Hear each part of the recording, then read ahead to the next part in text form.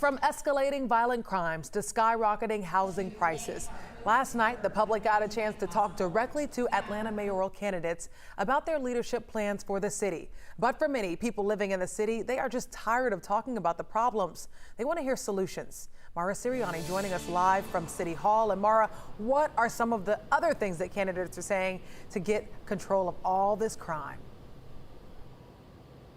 Well, Fran, tackling the topic of violent crime definitely took center stage last night. This election really is right around the corner, and these leading candidates, these 5 leading candidates, know that this is really what many citizens and voters care about. So former Atlanta Mayor Kasim Reed, he suggested putting more officers on the street. City Council President Felicia Moore says low morale in the department needs to be addressed. City Councilman Antonio Brown said leaders have to first address the poverty that leads to violent crime. Councilman Andre Dickens talked about de-escalation tactics, and attorney Sharon Gay said the department needs reform in order to rebuild community trust. And I believe that we need to hire 500 to 750 additional officers. Morale is the #1 issue.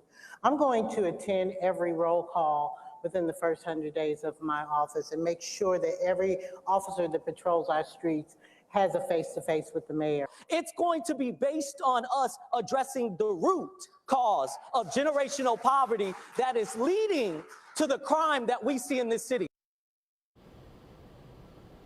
And the candidates hit some other big topics as well. Fran, you mentioned affordable housing. They also talked a lot about that. I'll share more of their solutions on that problem coming up at 6:30.